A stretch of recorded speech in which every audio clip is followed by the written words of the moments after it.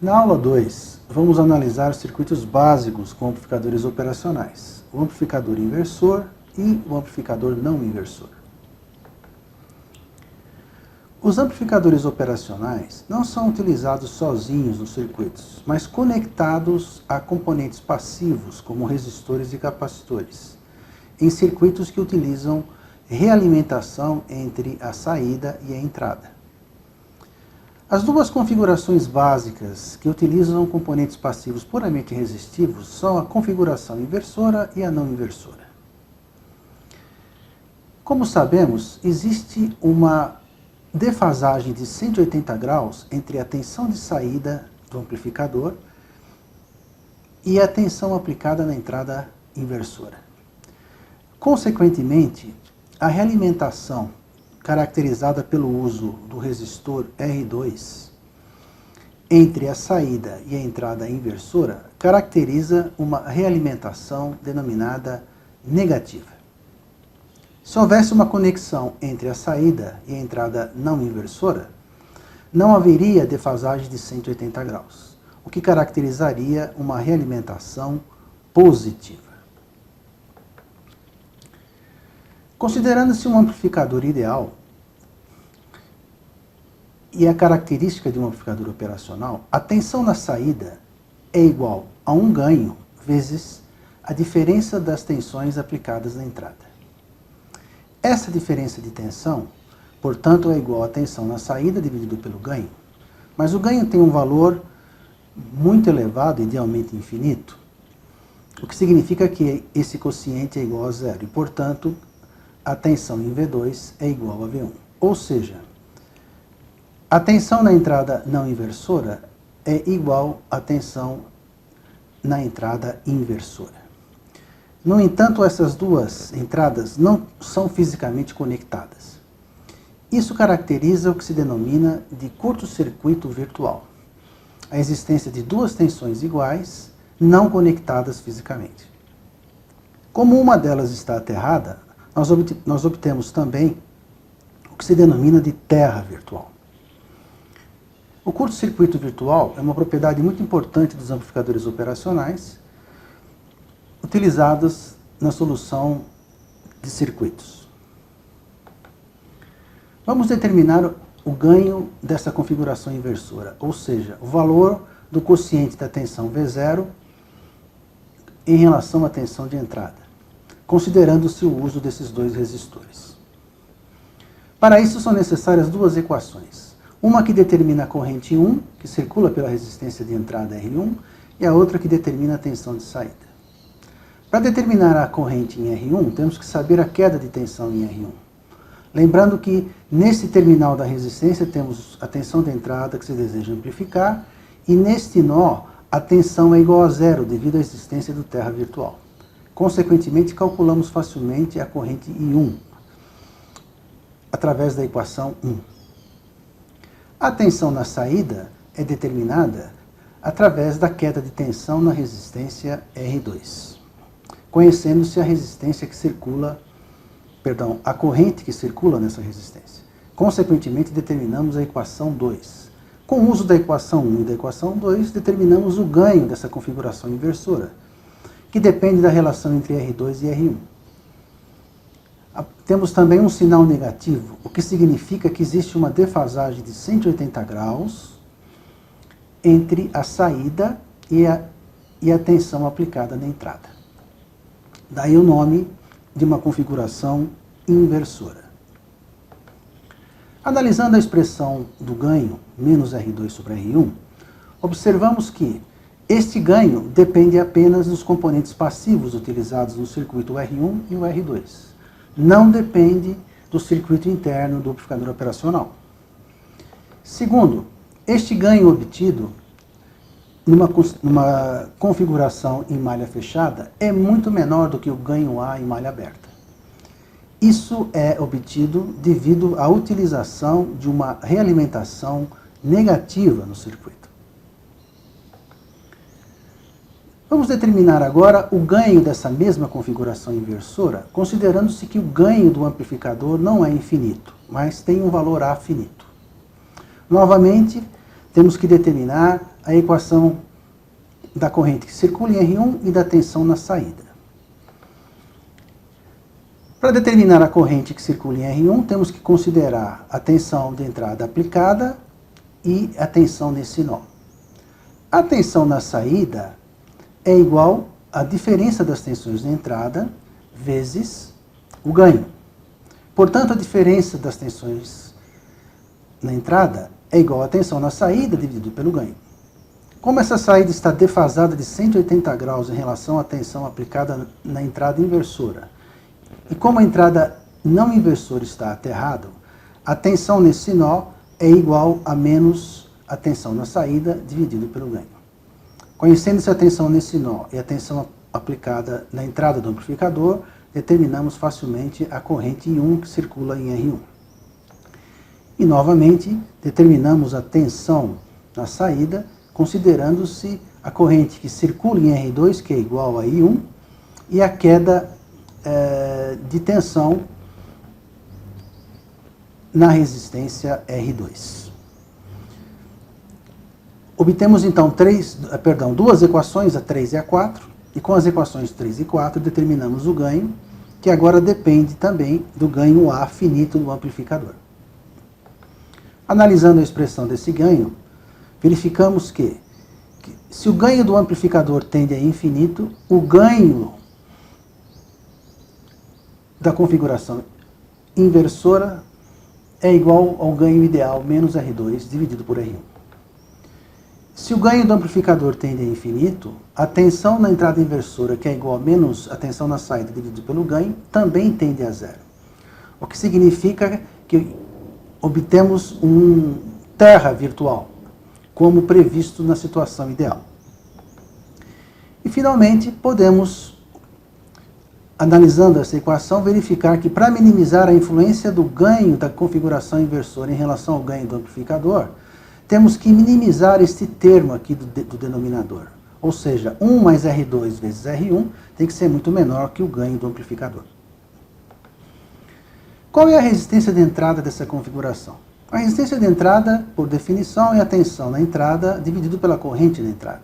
A corrente na entrada nós conhecemos.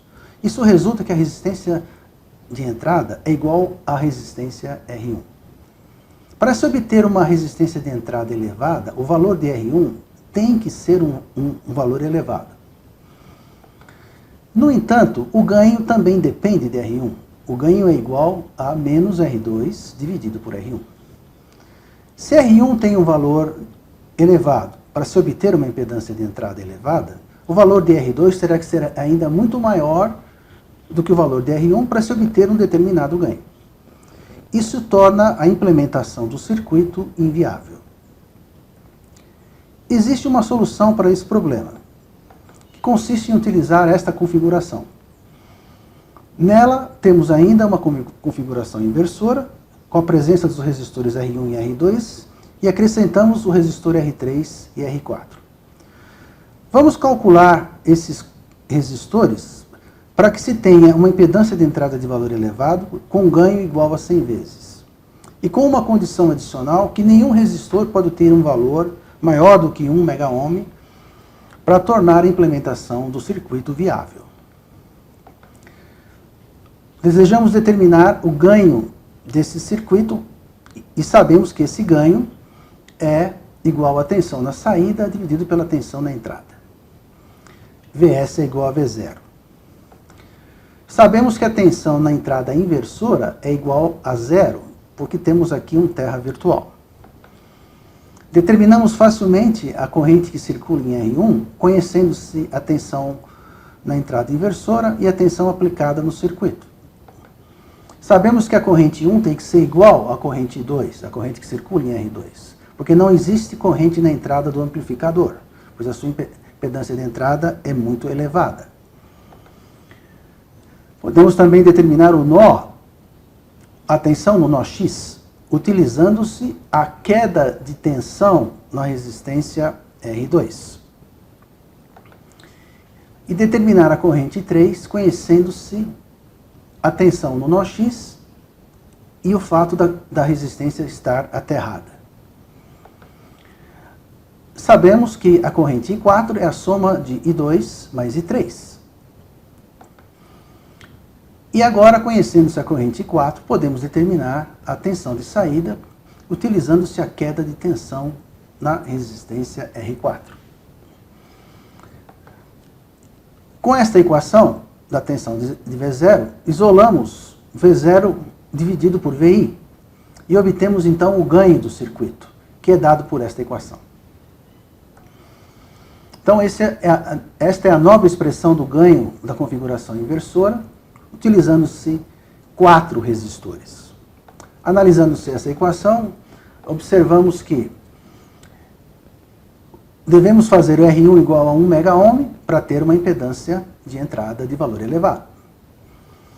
Escolhemos R2 igual a 1 megaohm para que este termo do ganho seja igual a 1. Em consequência disso, o ganho desejado, que é igual a 100, vai depender desse termo aqui. 1 mais R4 dividido por R2 mais R4 dividido por R3. Então, este termo agora tem que ser igual a 100. Se escolhermos o valor da resistência R4 igual a 1 megaohm, obtemos que R3 deve ser igual a 10,2 kΩ. Dessa maneira, conseguimos projetar o circuito utilizando resistores que não são, com valor máximo de 1 megaohm. O ganho de 100 vezes obtido nessa configuração, para ser obtido na configuração original, com uma resistência de entrada de 1 megaohm, um ganho de 100 vezes seria obtido utilizando-se um resistor de 100 megaohms, um resistor R2 igual a 100 megaohms, o que torna a implementação do circuito inviável. Também podemos afirmar, com base nessas 3 equações, que a corrente que circula em R4 depende de R2 e R3 e da corrente de entrada. Ou seja, a corrente I4 circula por R4, mas não depende de R4. Quanto vale a resistência de saída dessa configuração? Considerando-se que na saída a tensão é igual a um ganho vezes V2 menos V1, a resistência de saída dessa configuração é nula, numa condição ideal. Uma aplicação interessante da configuração inversora é mostrada neste circuito. Na entrada inversora, temos agora mais de uma tensão aplicada através dos resistores R1, R2 até Rn. As tensões de V1, V2 até Vn. E sabemos também que nesse nó, a tensão é igual a zero devido à existência do terra virtual.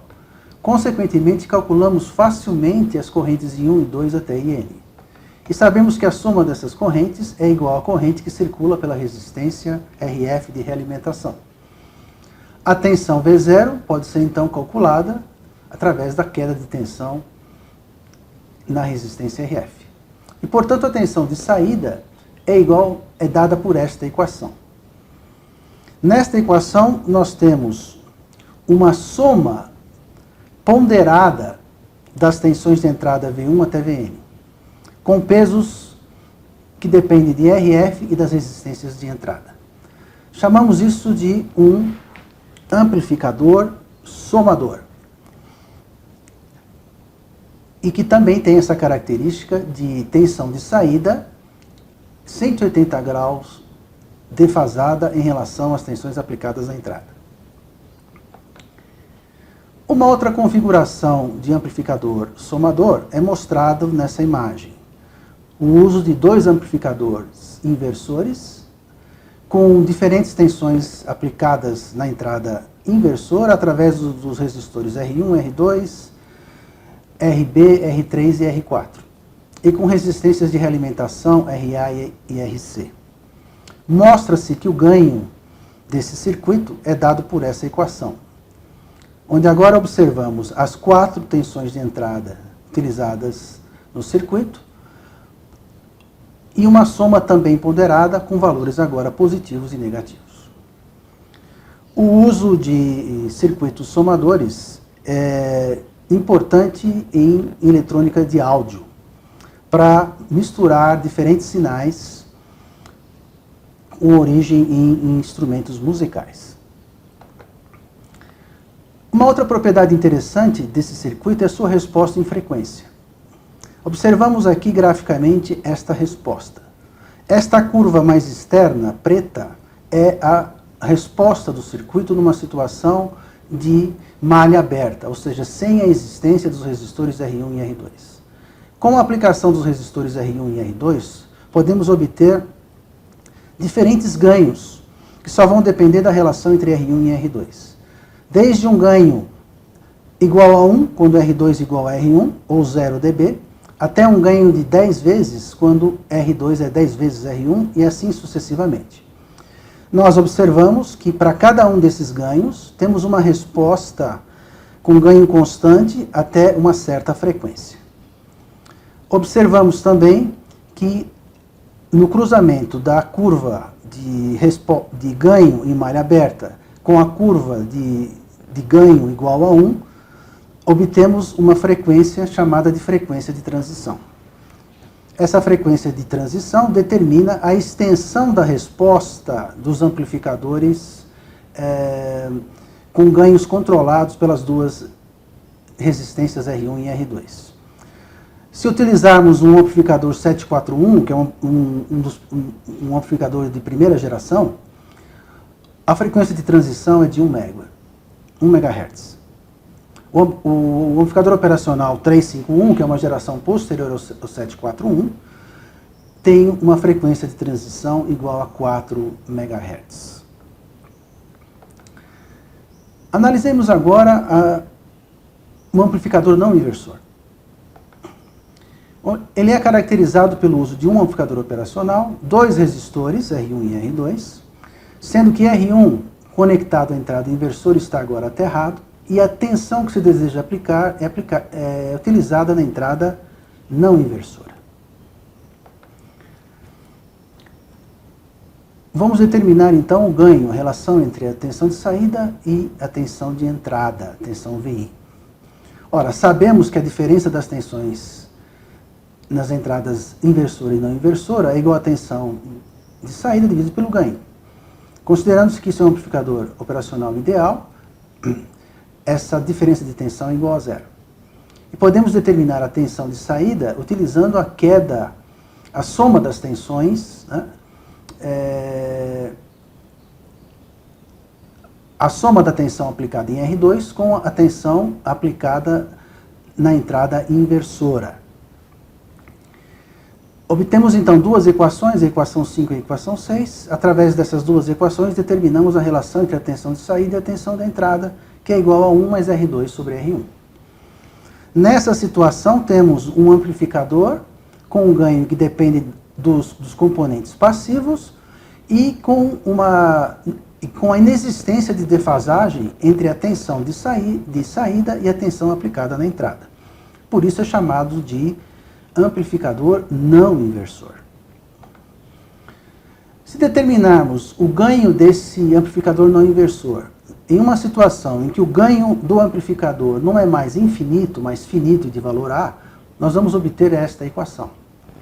E nessa equação, novamente, observamos que se o ganho for muito maior do que esse termo aqui, no denominador, nós obtemos um ganho igual a 1 mais R2 sobre R1, que é a situação em que o amplificador é ideal. Nessa configuração, podemos afirmar que a sua resistência de entrada tem um valor muito alto, idealmente infinito, porque o sinal é aplicado na entrada inversora e não existe entrada de corrente no amplificador operacional, o que caracteriza uma resistência de entrada de valor muito elevado. Da mesma maneira, concluímos que a sua resistência de saída tem que ser igual a zero. Uma importante aplicação dessa configuração não inversora é o chamado circuito seguidor de tensão. Analisando a topologia da configuração não inversora, nós verificamos que se o resistor R2 for igual a zero, como mostrado aqui, e o resistor R1 tiver um valor infinito, ou seja, um circuito aberto, nós temos agora, com base na equação do ganho, que o ganho desse amplificador não inversor será igual a 1. Com isso, nós obtemos um circuito com ganho unitário, ou seja, a tensão de saída é igual à tensão de entrada, daí o nome seguidor de tensão, com uma impedância de entrada muito alta, uma impedância de saída nula, podendo ser utilizado como um circuito isolador, também conhecido como amplificador buffer. Vamos observar agora uma aplicação desse amplificador buffer. Imaginando que temos uma fonte um gerador de tensão com uma resistência de saída igual a 10 kΩ, conectado a uma carga de 1 kΩ. Nessa situação, nós observamos que a tensão na carga é igual à corrente na carga vezes a corrente, o valor da resistência. A tensão de saída ou tensão na carga é igual à corrente na carga vezes a resistência. Portanto, a tensão na carga é dado por esta equação. O que significa que nós temos uma tensão de valor baixo aplicado à carga devido ao valor elevado da resistência de saída do gerador de tensão.